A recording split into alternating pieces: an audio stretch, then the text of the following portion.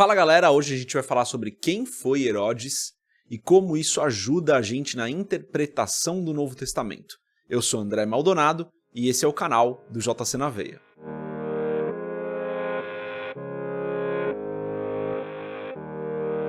Antes da gente começar a falar sobre Herodes e essa história toda, a gente precisa entender de onde vem a maior parte das informações que a gente tem até hoje sobre esse relacionamento entre Roma e o povo judeu. A maior parte dessas informações vem de um historiador chamado Joséfo. Foi talvez aí o primeiro historiador que fala sobre o povo judeu. Ele viveu naquela época, ele é uma pessoa do primeiro século ali, e a história de vida dele é um pouco complicada, cheia de nuances ali que são questionáveis. Mas o fato é, ele foi o primeiro historiador que escreveu sobre o povo judeu e sobre esse relacionamento entre Roma e o povo de Israel, né, o povo judeu ali, com detalhes. Então a maior parte das informações sobre quem foi Herodes e as gerações de Herodes ali vem dos estudos, dos escritos, na verdade, né, de Joséfo, que era esse historiador aí do primeiro século. Então ele viu tudo aquilo acontecer, ele viveu aquilo tudo, ele estava em Roma, então ele descreve aquilo que ele estava vendo se construir ao longo da história. Tem pouca discussão a respeito de alguns dos escritos de Joséfo, que são os que a gente vai usar hoje, tá? Então, da onde vem essas informações?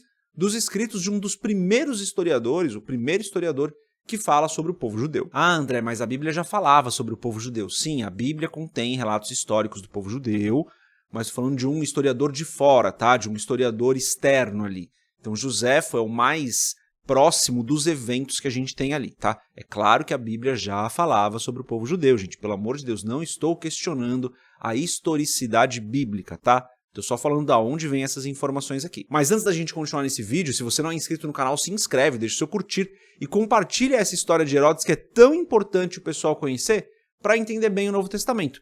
Então, já compartilha esse vídeo com outras pessoas e dá uma olhada nos links que estão aqui na descrição desse vídeo, porque você pode entrar na nossa comunidade do Telegram, do WhatsApp, seguir a gente no Instagram, ajudar o canal, comprar os livros que eu escrevi, tá tudo aqui na descrição, tá bom? Para entender bem a história de Herodes, a gente começa falando do pai dele. O pai dele se chamava Antípatas e ele era da região da Idumeia, hoje mais ou menos ali no Negueb, se você quiser uma referência atual. Essa região que eles moravam passou por uma série de povos que dominavam e problemas e guerras, como era bem comum naquela época, né? Muitos povos querendo estender os seus territórios e acabavam dominando outros povos, até que em um determinado momento, o povo judeu dominou essa região onde Antípatas morava. E eles forçaram aquele povo a aceitarem o judaísmo como religião oficial. Então Antípatas, naquele momento, havia se tornado um judeu, meio que por obrigação ali, mas havia se tornado um judeu, circuncisão e tudo mais. Esse ponto é muito importante para entender a relação da família de Herodes com o povo judeu. Naquele momento, então, Antípatas era um judeu. Como também era comum, o poder ali no povo de Israel estava sendo disputado por dois irmãos, e nesse momento Antípatas começa a entrar nessa disputa política, ele começa a se envolver com a política do povo judeu, e nessa época tudo era muito político ali no povo, ele começa a entrar nessa vida política do povo judeu. E isso também é importante a gente entender para perceber como é que ele se envolveu nisso tudo, como é que Herodes cai aí na vida política desse povo que fica entre os judeus e Roma. Tá aí, a resposta está no pai dele, Antípatas, que havia se tornado um judeu por domínio, ele começa a se envolver na vida política. Chega a Roma e Roma acaba com essa disputa entre os dois irmãos aí. Nesse meio tempo, Antípatas, pai de Herodes, se casa com uma mulher árabe e tem 5 filhos. Um deles, o único que recebeu um nome grego, é Herodes. Herodes nasce mais ou menos ali por volta do ano 73 a.C. Não é muito precisa a data de nascimento dele, mas por volta de 73 a.C. Isso também é importante entender. Veja, estamos falando de 73 anos antes do nascimento de Cristo. Então essa história entre Roma e o povo judeu começa lá atrás já. Então 73 a.C., nasce Herodes, quando Herodes tem mais ou menos uns 10 anos, e aqui é tudo mais ou menos porque as datas elas não são exatas, né? Mas quando Herodes tem mais ou menos uns 10 anos, ele vê Pompeu chegar para dominar sobre o povo judeu ali, para organizar as coisas, e ele vê como o seu pai, de maneira muito astuta, começa a se envolver também com Roma. Então veja, Antípatas era um homem muito político, né? Muito inteligente, muito malandro ali, por assim dizer, né? Se envolveu com a política dos judeus, se envolveu com Roma ali para ganhar os favores de Roma, e ele acaba entrando nessa vida política que está dividida entre o povo judeu e o povo de Roma. Lembra que eu falei que estava tendo uma disputa entre dois irmãos, Aristóbulo e Hircano, para saber quem dominaria ali sobre o povo judeu? Aliás, a história desses dois é muito interessante, a história da família deles é muito interessante, mas a gente não vai entrar nisso hoje. Acontece que Hircano acabou se tornando o sumo sacerdote ali. Isso, Hircano se tornou o sumo sacerdote, essa informação é importante para você entender também o Novo Testamento. Mas acontece que Antípatas acabou se tornando ali um procurador, né, para usar um termo que eles usavam, acabou se tornando um procurador. Então, boa parte do trabalho da relação de Roma com o povo de Israel acabou passando ali por Antípatas. E nessa época Herodes via tudo isso. Via como o seu pai tentava agradar o governo de Roma, porque entendia o poderio militar daquele governo, mas também se conectava com o povo judeu, apesar de não ser essencialmente um judeu ali de nascimento, né? Então Herodes via tudo isso, via a sagacidade com que o pai dele trabalhava na política e acabou herdando esse tipo de pensamento para ele. Roma entendia ser muito importante ter alguém como Antípatas, pai de Herodes, nessa posição, porque na visão de Roma, Antípatas conhecia muito bem o povo judeu e seria leal a Roma até o fim. Então veja, Roma dominava sobre aquela região de maneira militar, né? Eles dominavam sobre a região, e para eles ter alguém como Antípatas que estava a favor da causa de Roma, mas que conhecia muito bem os judeus, era importante. Acontece que Antípatas não era exatamente bem recebido pelos judeus, porque ele não era verdadeiramente um judeu ali de nascimento, que conhecia tudo. Ele era muito mais visto como um traidor ali, alguém que apoiou Roma num momento muito difícil da vida ali, né? Porque Roma, quando domina militarmente sobre a região, é um domínio militar, pessoal, não é? Eles não chegaram e pediram, olá, com licença, podemos dominar sobre vocês? Não, eles chegaram com poder militar e eles chegaram dominando aquela região com uma guerra. Então, imagine que muitas pessoas acabaram morrendo nesse período, e daí vem Antípatas e ele simpatiza com Roma. Então, quando os judeus olhavam para Antípatas, não viam esse judeu fervoroso, não. Eles viam alguém que traiu aquele povo. Então, veja, Roma enxergava Antípatas como uma boa conexão com o povo judeu, mas o povo judeu não enxergava ele dessa forma. Herodes cresceu e mais ou menos ali em 47 a.C., veja, essas datas são importantes, em 47 a.C., Herodes assume ali como governador, algo mais ou menos assim. E ele começa a ganhar a afeição do povo porque ele começa a descobrir onde os bandidos se escondiam e mandava executar os bandidos, ou seja, ele eliminava aqueles bandidos.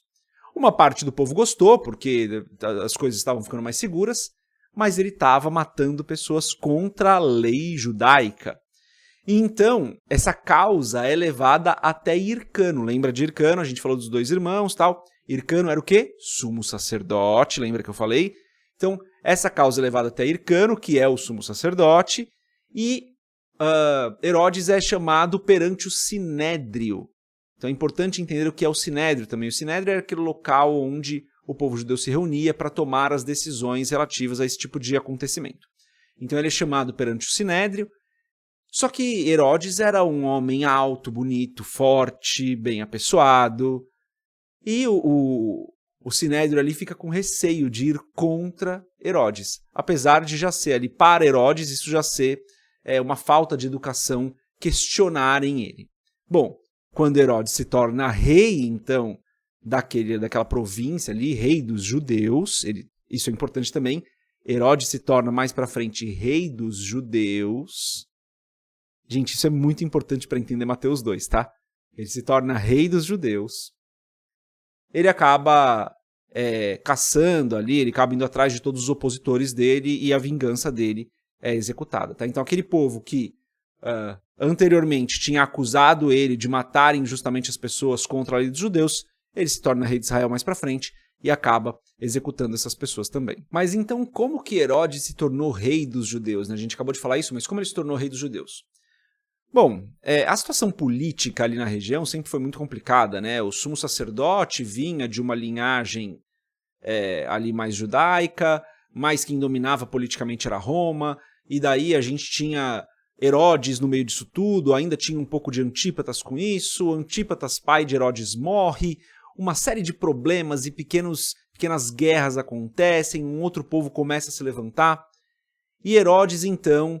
ele faz uma viagem muito difícil, muito dura, porque eles estavam sofrendo guerras, vai até Roma, uma viagem muito difícil até Roma, para pedir ajuda e falar, olha, a gente está sendo dominado por outros povos, eles estão chegando com poder militar, a gente precisa de ajuda. Roma decide ajudar Herodes e ali naquele momento o nomeia rei dos judeus. Então Herodes volta para a região ali de Jerusalém, mais ou menos, para dominar sobre aqueles outros povos que tentavam através da guerra, anexar aquele território. Bom, nesse meio do caminho, um monte de coisas acontece. Vamos avançar para o final da vida de Herodes. Esse primeiro Herodes que a gente está falando aqui, filho de Antípatas, é Herodes o Grande, tá? Mais para o final da vida dele, quando ele tinha mais ou menos ali uns 70 anos, é que a gente começa a se encontrar com o Evangelho de Mateus. Ali em Mateus 2, a gente vê Herodes, a gente vê que os reis magos vêm e visitam Herodes. Esse Herodes é Herodes o Grande. E os reis magos falam o quê? Olha, a gente veio ver o rei dos judeus. Mas quem era o rei dos judeus?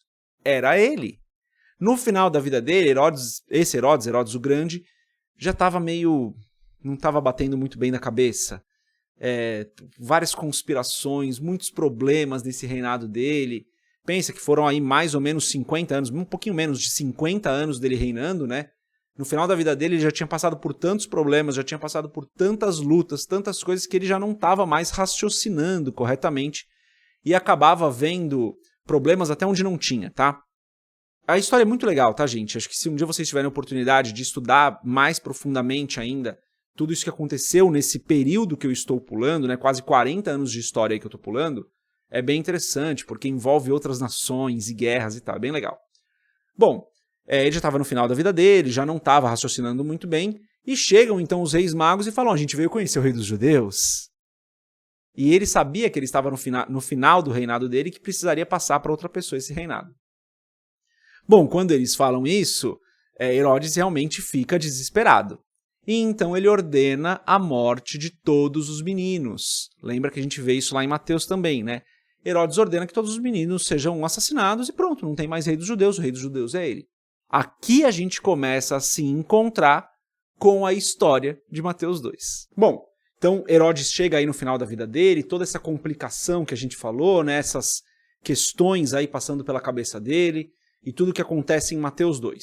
Ponto importante aqui então é esse, Mateus 2 a gente está falando de Herodes o Grande.